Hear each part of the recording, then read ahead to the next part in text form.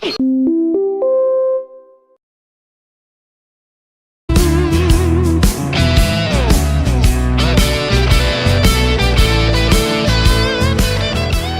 morning, ladies and gentlemen. You're listening to Right Side Up. My name is Mike Taglavia.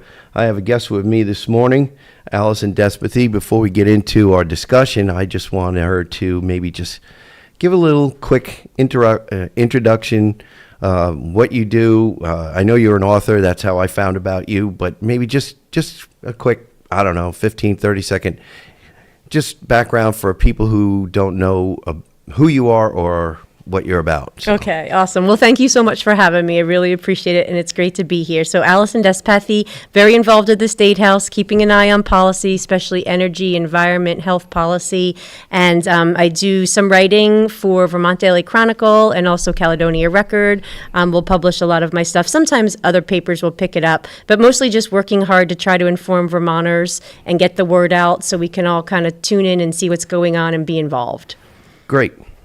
So we're going to talk about the Shaftesbury Solar Project today, okay? We talk about, on Right Side Up, we talk about solar and wind and green energy projects all the time. We've talked numerous times, Bill Huff and I talked about how if we were going to use solar as a main contributor to our grid and how many acres of this beautiful Green Mountain State would be covered, which is really disturbing. This is one of the reasons why I wanted to talk about this Shaftesbury project, because it's the beginning of something that if it's not stopped, then these beautiful vistas, these pastoral views we have are going to be marked by this artificial, if you will, this landscape that it looks something out of a sci-fi movie is what it does. So why don't you take it away and talk about this, because you're pretty well versed in it. Okay, so I think the starting point would be, as Vermonters, I mean, most all of us live here because we love Vermont. We love the environment, we love our forests, we love, seeing the farms and the fields. I mean, it literally feeds our souls. And whether we acknowledge that or not, when you see, like you said, a beautiful vista, a mountain, you're in the forest, you're looking at these beautiful pastures, you look at cows grazing on pastures, we know what that does for us. We know what that offers us. And that's long been the case, where people connect with nature and what nature feeds us. And then we're supposed to be the stewards. We take care of nature. Right. I mean, that's the goal. So I think that as Vermonters, the majority, if not all of us, share that connection and that view of nature. And so I think then that starts to bring, you think of John Muir and you think of Aldo Leopold and all of these land conservationists and these people who really said, we got to take care of this. This is where we live. And so I think that just sort of starting there with that perspective, and that's where it's so upsetting to see this action that was just taken last Monday.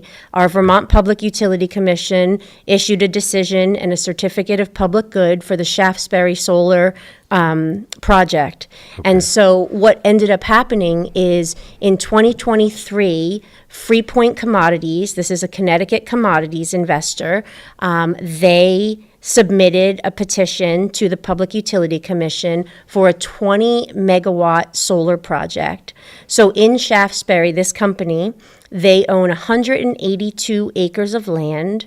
There would be 80 acres of solar panels. So talk about taking this beautiful environment space, and this is forest and prime ag land. It's literally rolling hills and a valley with meadows. It's this absolutely gorgeous space. So it would be both forested land, it would be clear cut, and there is some hayfields or pasture land that would be repurposed for a solar farm, correct? Yeah, okay. So prime agricultural land, as well as I have to check the numbers here. We could look at this later, but 40 acres of forest, 42 acres of trees, 34.6 acres of mature forest. So this Okay. would be just demolished, devastated, and not just the trees and the land. I mean, we have to think of obviously all of the biodiversity and all the animals that live there, the whole ecosystem just destroyed. And so this is what has been approved by the Public Utility Commission. And they are really directed by legislative laws. So because of what really the supermajority in the past few years over Governor Scott's vetoes, Yes. what they passed through, Global Warming Solutions Act over Governor Scott's veto, the Renewable Energy Standard over Governor Scott's veto, very extremist Act policies. 181. Yes, and all of this is now leading to these decisions. So even if the Public Utility Commission didn't necessarily want to approve this, they're sort of legislatively directed to go through and look at, okay, I guess maybe this is a project that we need. And that's the big question is Vermont okay with this? Do we need this? We're not guaranteed this power. We're going to have to pay more for this type of quote unquote renewable energy. You know, so go ahead. Correct Yeah. me so once this goes online, and is there a projected date when this would actually go online in this decision, or no? So they can begin right away construction. Obviously massive clear cutting. They can begin right away, but there is a window. So I think they have now until October 15th to see if there's going to be an appeal, because there were many people who were Okay. sort of intervening and trying to stop this project. A lot of locals, a lot of neighbors were trying to stop it. So they have this 30-day period to say, are we going to file a lawsuit to try to stop this? Or is someone going to try to buy this land and conserve it, or just at least not have it be used for this solar plantation? Okay. Yeah. Couple of questions, Yep. and just hypotheticals here, or rhetorical, if you will. Mm-hmm. We have a housing crisis Mm-hmm. in Vermont. We're somewhere between 36 and 41,000 homes in the negative. Mm-hmm. That's how many projected that we need. Now, how does this compete with housing? It Right. seems like it's in direct competition, because how much of that land, and I'm not familiar with the site, and I don't know if you are, but what's the percentage of the word slips my mind, but what is it? Would this be feasible to put housing in this particular area? Are there people who would like to see more housing in this Shaftesbury project instead of? I mean, Right. most people would much rather see some houses. 181 acres is what you said. So 182 acres is the plot that they own, and 104 acres will be devastated for this solar plantation to go in. And so I think that there really are people who would make the justification for maybe we should be looking at homes, and other people saying this is prime agricultural soil and forest. Right. But I think the other thing to think about is that whether it's renewable energy or housing, it's all development. And so it all should involve the community being engaged in that process, and how are we going to go about this? You know, are we going to subdivide? And there's all those processes in place. But that bottom line, this renewable energy, I think it's really understanding that it is an industry. Yeah. It's a profit-driven industry. It brings devastation, and what is it really offering Vermont? Back. You brought up a point. They are not, this LLC or this group, Yep. they're not obligated to tie into Vermont's grid to provide the state of Vermont with this energy. It's going to be sold out of state, and most likely it would be going to out of state buyers. Yes, and that's where you also have the renewable energy credits, Right. right? So basically, they're creating this energy that sort of has this high value. Who's going to be the highest bidder? You know, does Connecticut, the state of Connecticut, or some of the utilities down there going to buy these RECs so they can say, hey, look, we're green. Meanwhile, what does that do to Vermont? We have much cheaper land than many of these other New England Okay, states. right. So if they're coming up and buying up land and saying, we're going to basically literally have a solar plantation, but you don't get this, Vermont, this does not go towards your renewable energy, goals or mandates. It doesn't have to go to you. It could be sold to whoever. It could be sold to, someone who claims that their AI is green, their artificial Okay. intelligence, So we have no control over that at this point in the way that the laws are laid out in our state. We just know, and this is one of the things I did bring with me here, the concurring opinion of Commissioner Cheney. Yes. And so I think at some point it will be good to get into some of her quotes, because there's 3 commissioners on the Public Utility Commission, and she did agree to this decision. She voted and approved it, but she also had at the end of the decision her own statement of concern. And I think Okay. it is really worth us getting to that to bring through, what are we seeing here? And this is where Vermont literally is at the crossroads, is are we going to allow our fields and farms and forests to be used in this way? Because it's not just Shaftesbury. This is the first Yeah. decision. They've been waiting for a while. But it's also Panton. Panton, Vermont has a 50 megawatt project that even bigger. might be proposed. 300 acres, that would be 300 acres. And then I went down to Fairhaven, Vermont, when the Public Utility Commission was there to walk the land. 110 acres of prime agricultural land, beautiful, beautiful Vermont land that would have solar panels all over it again. And that's another 20 megawatt. And these are all by the same Connecticut commodities investor. Okay. So are we really going to incentivize this? Are we really going to allow this to happen? Well, the thing that bothers me about it, well, there's a couple of things. Number one, wouldn't we be better off putting in much smaller solar projects, mostly private? Mm-hmm. And but what I mean by private is private homeowners Mm-hmm. or private businesses, parking garages, self-storage units. Exactly. The perfect areas for it. Yes. Homeowners that have either a roof that would be ideal for it or a side yard that would help with them with their electric bills and maybe get fed back into the grid. Although net metering right now I think needs to be tweaked if it's going to be beneficial for a homeowner. Yes. But the idea that we already have cleared, this land is already cleared. It's already tied to the grid in one way or another, so we don't have to have transmission lines.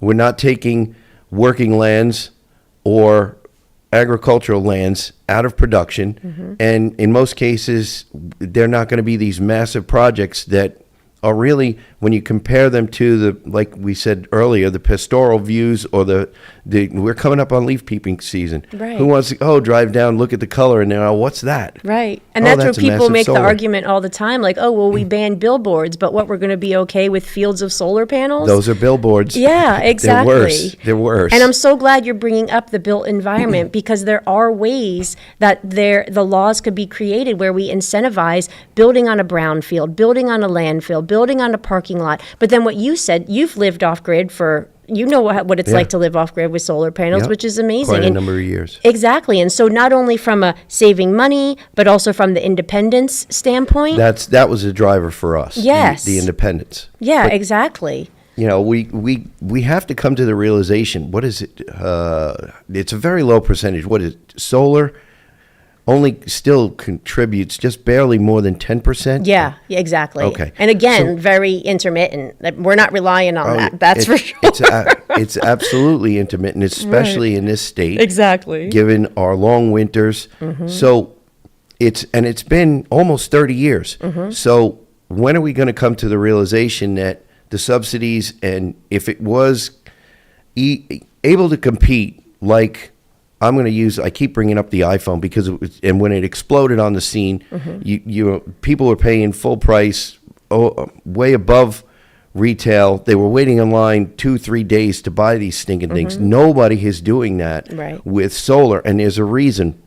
There's a big reason, and that's when we talk about common sense on this show all the time. If there's these reasons that it hasn't taken off, I'm not saying it someday in the future we will have the better technology to give us, but we don't right now. And with the Global Warming Solutions Act that keeps coming up, we are getting told it's for our own good, using the stick rather than the carrot. And you and I were talking about this only a couple of days ago, the carrot and the stick thing. Yep. That this is not the solution for Vermont. No, and no. we are going to unfortunately need to carry this into the next segment because we've got to get some bills paid, ladies and gentlemen. So we will be right back. You're listening to Right Side Up. Welcome back, ladies and gentlemen. You're listening to Right Side Up. My name is Mike Taglavia. Today I have a guest, Allison Despathy. We are talking about the Shaftesbury Solar Project. And we've got a lot of stuff to still cover. We're probably not going to cover it all. So before we get too deep, and I wind up forgetting to remind you, tell our listeners where they can find this documentation that you have, that you sent to me, so that they can go at their leisure and maybe page through this and see if they find things they like, they don't like. Like you said, there's gonna be an opening for an appeals process. So with a little bit of luck, people who are listening, they're concerned about this, they'll be able to find it and maybe be part of that appeals process. Yes. So this would be found on the Public Utility Commission website and EPUC, and you could do Shaftesbury Solar, and if you just plug in that as a search, and this decision will come up. And I will say it was a 76-page decision.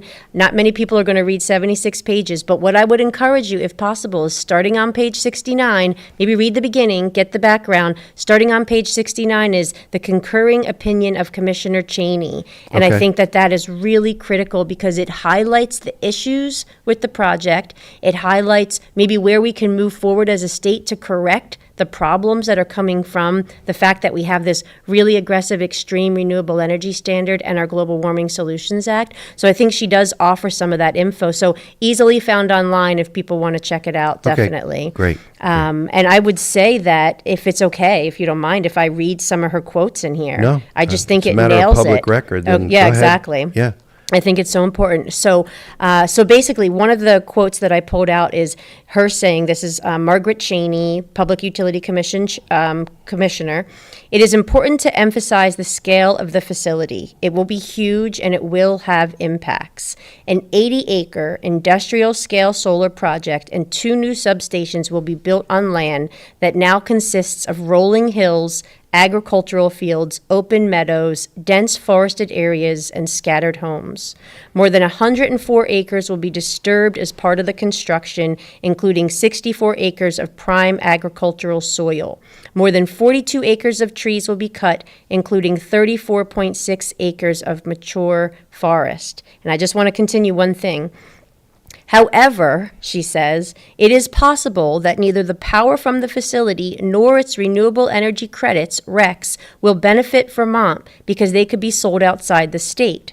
In other words," she says, quote, "in other words, Vermont will bear the burdens of this facility, but might not directly reap the environmental benefits that it provides, if we even think it's providing benefit with knocking down all of this forest, clear-cutting this forest, and putting up this project." And for people who, really sort of think about carbon, one thing I would say is, what do we have here? 76 acres of forest in Vermont, the lowest greenhouse gas emissions in the nation, right? So when people... Well, with respect to that, aren't we actually negative in that because we have so many trees? We're 76% wooded. Yes, So the trees, carbon yeah. sequestering. So for people who get concerned about this carbon, we've got massive carbon sequestering. And so this is one of the points that she also brought up is, hey, we're knocking down all this forest. For people who are concerned about carbon sequestration, are we ever going to, get the benefit back from this solar project? And we also have to keep in mind, Mike, and I just think this is so important for people to realize, is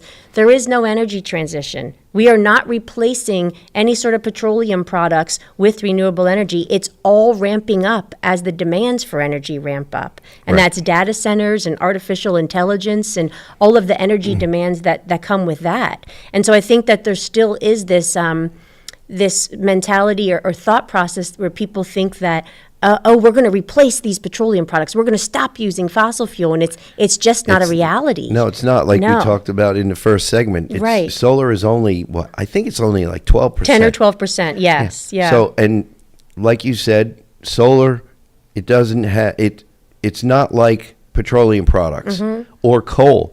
They are their own storage. Yeah. All you need is a tank or a bin, and you have your own storage for whenever you need it. Right. At a moment's notice, so that when there is higher demand, all you do is turn on more turbines, boilers, whatever, add more coal, add more oil, and you Right. continue. Right. When you have the demand and it's 2:00 in the morning in February and it's 10 below and the wind is blowing at 30 miles an hour, your solar panels, although they're still there, they're not doing anything for you. Exactly. So people don't understand. I believe they really don't understand that. And there's another part of this that just dawned on me while you were talking about some of the comments of one of the commissioners.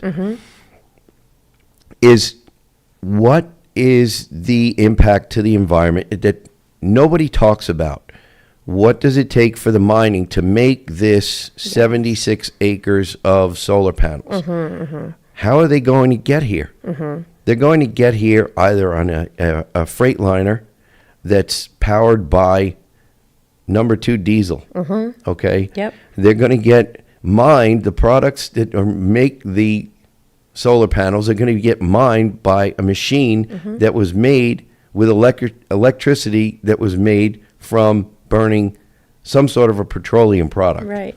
Or by children in the Congo Well, or the yeah, Democratic Republic. I mean, right. we've got In slave virtual labor with slave these. labor, exactly. And I it's know. not talked about because know. it's not in our backyard. Right. And this is one of the things that people now more than ever, people are talking about the entire cost. When you look at the pros and cons of petroleum products in their entirety versus solar, wind, in their entirety, they Right. don't add up right now. They don't add up. Maybe one day in the future they will. I personally believe that electric, diesel electric trucks, heavy trucks, are probably going to be far more reliable, especially in the northern hemisphere, than battery operated trucks for freight. Right, right. They really are, because we already have diesel locomotives that are really electric. Right. They're diesel generators powering electric locomotives and carrying tons and tons and tons of freight Right. at a very low cost. Yep.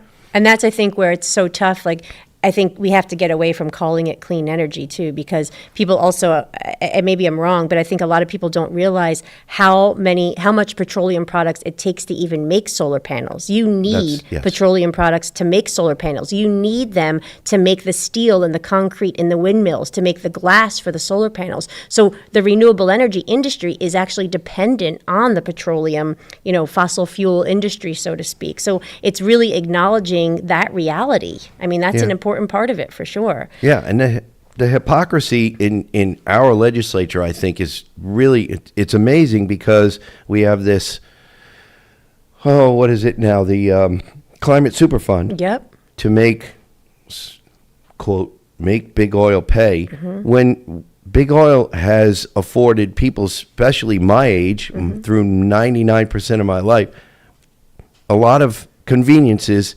that solar will not be able to provide. Right. Wind will not be able to provide. So without doing a really honest cost comparison, we shouldn't be even talking about a climate superfund. Right. It's a pipe dream. It really is. Right. And it's a distraction. It really is a distraction. And we're all dependent. We all use these products, our toothbrushes, or, something plastic, this, that, or the other, or the glass, or whatever it might be. We're all completely dependent on these petroleum products. And that's where the hypocrisy piece comes into play. Right. I mean, and then then even your EVs. How many Yes. plastic products that are made from petroleum are in your EV? I'm not telling you don't buy one. Right. Heck, buy 2 if you want. But don't tell us that we only have one option. right. That doesn't make any sense. No, it doesn't at all. And I think that that's where you start to get to looking at like what Vermont really has been doing, because we've been so focused on efficiency and reducing costs. And that's back to what you said. If you can get solar panels on people's houses and you can help reduce their costs, and if you can help, just get the solar to them directly versus in a field or on our forest where we're not getting any sort of benefit, and it's actually costing us more, because all of the rates, the electric rates across the board since 2020 nationwide have gone up by 35%. Electric rates. So it's like, we want you all to switch to electric, but now the electric rates are skyrocketing, and there's They're skyrocketing. it doesn't help. Yeah. Doesn't Yeah. help. I think I brought this up numerous times on the show, but it's worth bringing up again. I spoke to someone who was an installer of these heat pumps, and he was putting one on his own home. I stopped to him it was a Saturday, and I happened to see him, and he got to talking about it, and he put it in because it's more efficient, and he was told that it was going to help his electric rates or his electric bill. But there was no mention of his electric rates going up. And only months after he started saving money, he stopped saving money only because his electric rate's up. So he was using less, Right. but they charged him more, so his bill stayed relatively the same. Or Right. did, like you said, by now it's probably exceeded. Oh, yeah. And it will continue. I mean, that just Right. continues to go up. Exactly. And that's one of the things that people don't think about when when we talk about these, heat pumps and these other energy efficiency things. We see it also with the fuel tax on EVs, Yep. right? We're not seeing as much tax come in, so we have to. What do we do? Where do we find it? These are the things, and these EVs, especially on our roads, they're way more. They weigh a whole lot more. The than a batteries. Exactly So, right. Exactly. all the cars, they're smaller, but you don't realize that those are heavier gauge tires. They're made to carry heavier weight, and they're actually having more impact on our roads. Yep. So there's a lot of things to take into consideration here. So I don't know if you wanted to take any more quotes from that. I do. I think that she was pointing out some of the big issues that we're sort of facing. And then I feel like on the second page of her statement, she says also, I felt this was important to share. First, we must prioritize improved siting for facilities of this size and scale in Vermont. At 20 megawatts, this facility is 40 times larger than the biggest net metering projects and 9 times larger than Vermont's 2.2 megawatt standard offer facilities. She says, we should consider how to create incentives to site very large facilities away from unspoiled land and close to existing infrastructure. So this is where we're back at where are we going to site it? How do you incentivize it? Like we were saying on landfills or brownfields or homes versus destroying what we all love about Vermont. And that's why I think this is so concerning to see this decision come through. Well, it was kind of a way to say we need a lot more common sense thrown into this decision making. And like you said, I talk about this all the time.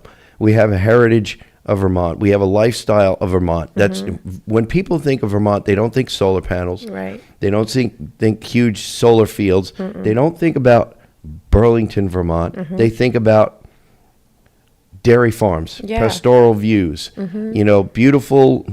We're coming up on leaf peeper season. So we talk about fall scenery. Right. Rolling hills. With colors. We think yes. about winter skiing. Yes. This Of is what all people different come types, for. right, And so much of our snowmobiling. economy is obviously based on that tourism and people appreciating this about Vermont. We don't need to wreck it by doing things like this. Right. And if we start to open up this gate, and especially with the renewable energy standard that was literally written by Special Interest Renewable Energy Vermont, I mean, they had such a role in writing that legislation. It's where are we going to be in 5 years? Where are we going to be in 10 years unless we start to take care of this and deal with it? Right. Yeah. So I'm really glad you brought this up because I knew you and I talked about this a while ago, but we only have about another minute before the segment ends. So I'm not sure if you've got any other information you want to give our listeners about this. This is renewable energy is a hot topic. I understand we talk about efficiency all the time. We talk about being environmentally conscious, but the common sense that the commissioner talks about in what you just read is something that I think when the supermajority had its little run, that common sense didn't prevail. No. They didn't really have to worry about those kind of things. So they were always pushed to the side. Yes. And now, like Rob Roper, who I believe. Oh, yeah. He brought up, and I've covered a number of times, we have now people experiencing progressive policies, don't we? So we come to the end of another segment. We've got to pay some more bills, so we'll be right back. You're listening to Right Side Up.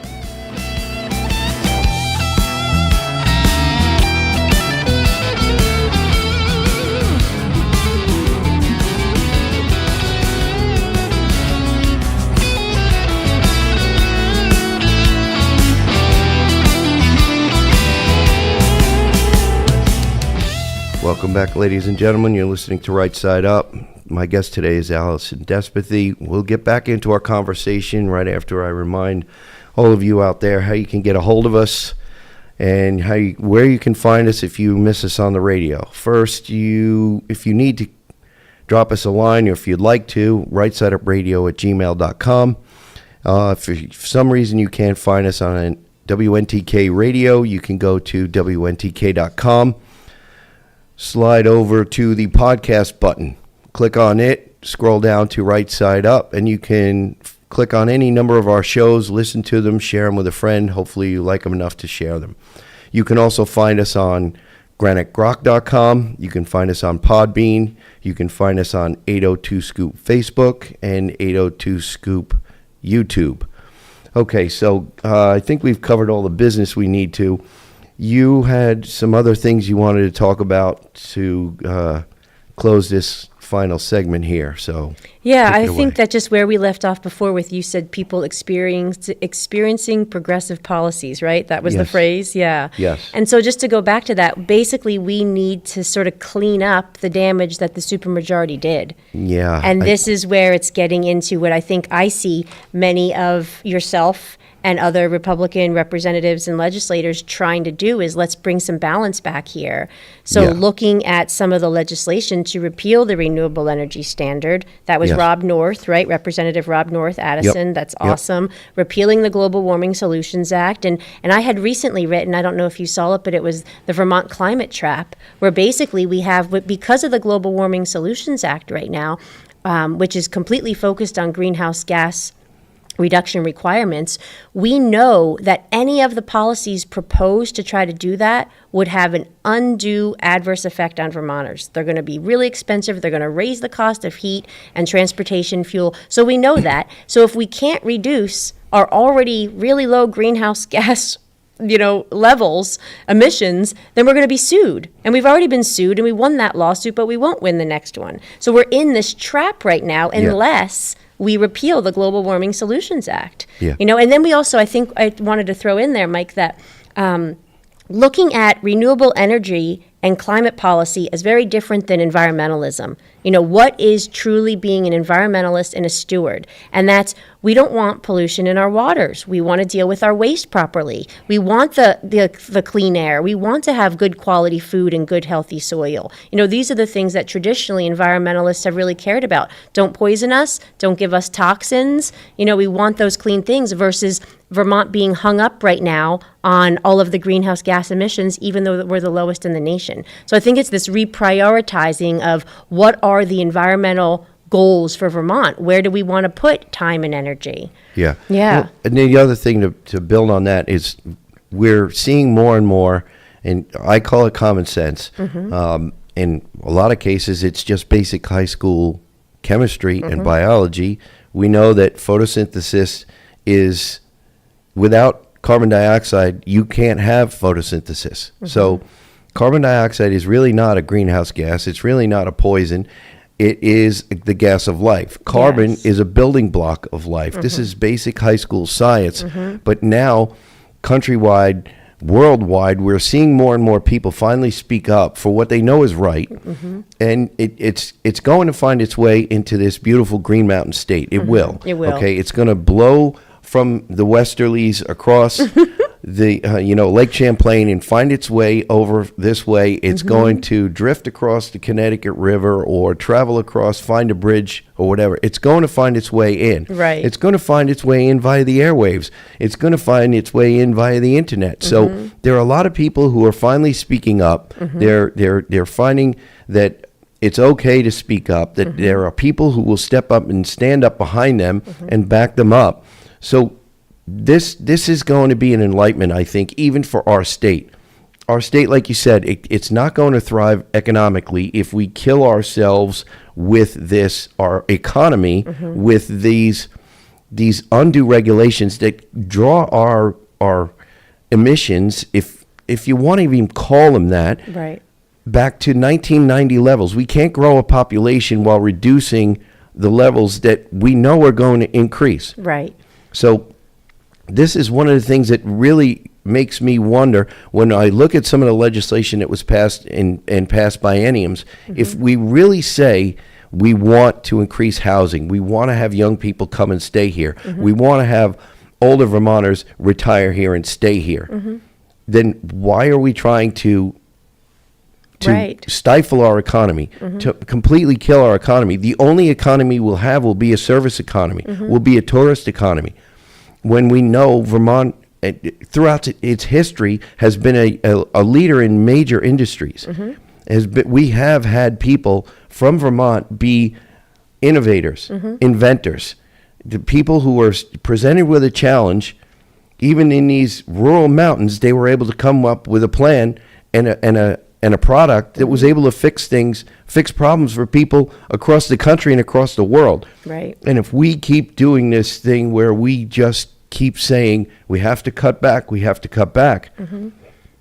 we're just going to turn out the lights. So what are we going to do? Resort to candles? No. And that's where when you go back, like one of the things that I talk about a lot is that when you know Vermonters, you know, what do? We care about our communities, we care about each other, we care about our local economy and our businesses and our environment. And all of these quote unquote sort of climate energy policies are crushing our environment, as we're seeing here with this Shaftesbury decision. They're also crushing our local economy and our businesses, and none of us want to see that. All of that is going to do is build monopolies, because you're not going to be able to do business here unless you're, a big, massive national, international, corporation who can afford these higher costs that are coming down from this really irresponsible legislation. And that's where I know you guys are in there trying to move the legislation and correct the damage that had been done. And all of these things were vetoed by the governor, right? He vetoed the Global Warming Solutions Act. He vetoed the Renewable Energy Standard.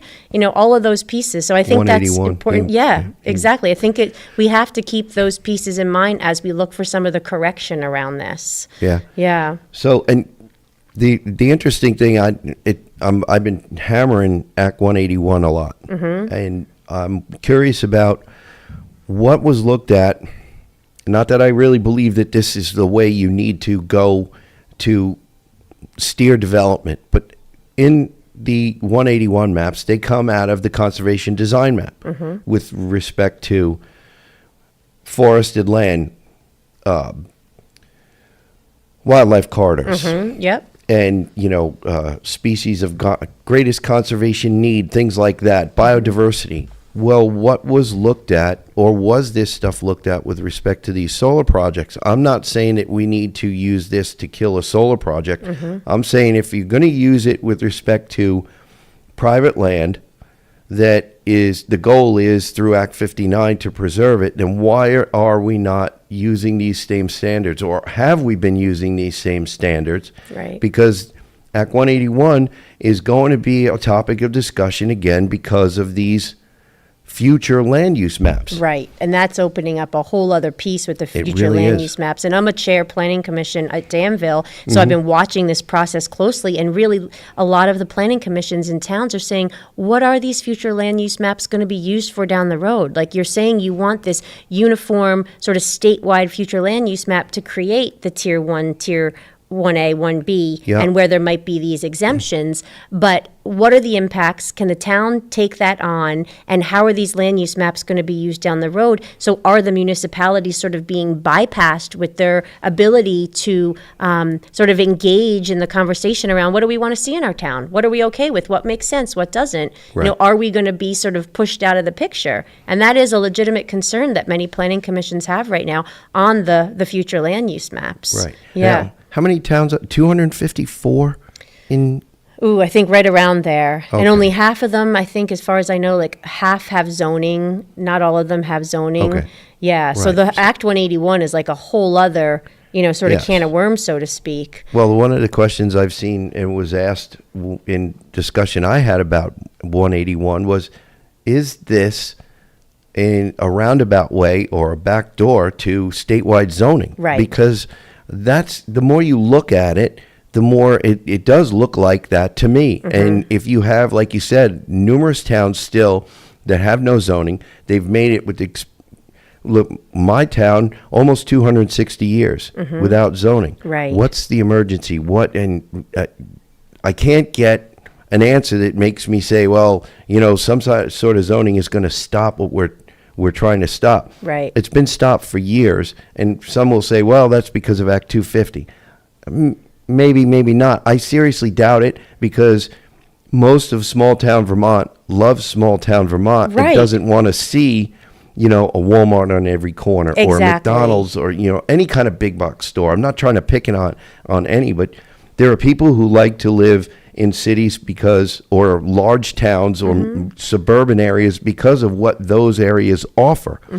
And then there are people like me who likes to walk out and sit on his back deck and listen to nothing but birds chirping and the wind Exactly. blowing and maybe the owl off in the distance or the coyote if you're doing it at night. Exactly. That's the kind of thing. And when you look up, because of there's no ambient light, you can look up and see the stars in the Milky Way or the bright moon. You can walk through the woods and not need a flashlight because of how bright it is.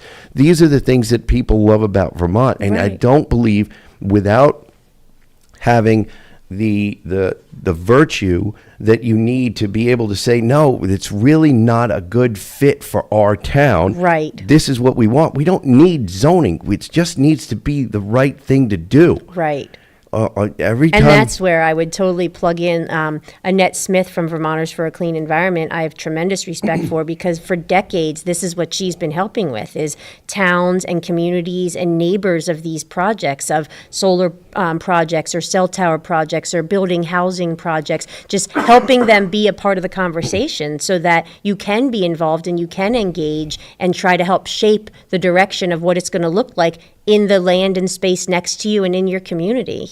So I know many are grateful, including me, for the work that she does to help people intervene. Yeah. Yeah. And I'm going to get back to, I talked to it, I addressed it in the forum we did this past week in Barry. Getting involved. People, in whoever is listening right now, you may think that your voice doesn't matter when it comes to whether it be your school board, your select board, anything like that, your planning commission. Your voice really truly does matter. It's very empowering when you finally you have a seat at the table and you're actually having a discussion with people and you're looking at these types of things. That's how, town meeting was a really, really big deal way back when. And now, because mom and dad can't afford to take the day off, town meeting is always mostly very poorly attended or only attended by the same few all the time, because the working class Vermonter has decided not to take the day off. And a lot of decisions get made in the last hour of town meeting that a lot of people didn't see coming. And they find out afterward in the minutes, or they hear from a friend who's been frustrated by what they found out. So all it takes, and I know it takes time out of your busy day. You've got the kids, you've got business, church, who knows, all kinds of things. But if you take a little bit of time, you'll find that when you get more people involved, it doesn't take quite as much time because you have more heads Right. digesting the same amount of information. Right. So this is why I'm not going to stop asking people No, to you have to go there. please get Exactly. involved, stay involved, talk to your friends, find out what's going on in your town, find out what's going on in your district, and make sure, again, who is your senator up in Montpelier? Who is your representative up in Montpelier? How did they vote? Right. Did they vote for what you would have voted for? Right. Had you been up there, had you been elected? Or did they vote against what you would have voted for? Did they vote for an amendment that you kind of, when you read the amendment, said, well, wait a minute, that made sense. Why wouldn't they do that? And try to get a hold of these representatives. You can email them. You can leave a message with the Sergeant at Arms. There's plenty of ways you can do that. So I really encourage you to do that. Yes. You're going to find out that you get more satisfaction than you ever thought. So I don't know if there's any last remarks that you want to leave us with before we close this third segment of Right Side Up. But Yeah, no, I would just say thank you for saying all that. And the other piece is, I think sometimes people get so lost on sort of the social media rabbit holes and wrapped up in the national polarizing, divisive politics. But when you realize, like, okay, it is my local community and the state that I live in where I can have the most impact. And that's where, if we start to tune in, even if it's like something you care about, like join the conservation committee or the energy committee or the planning commission and just try to be involved on on that level, it'll make a difference, because then it's the people who live here, who care, who are shaping what's happening in our state. And that's what we need, versus it being shaped for us and not helping. Well, Yeah. that wraps up another Right Side Up. Ladies and gentlemen, remember, stay safe, stay informed, listen to Right Side Up.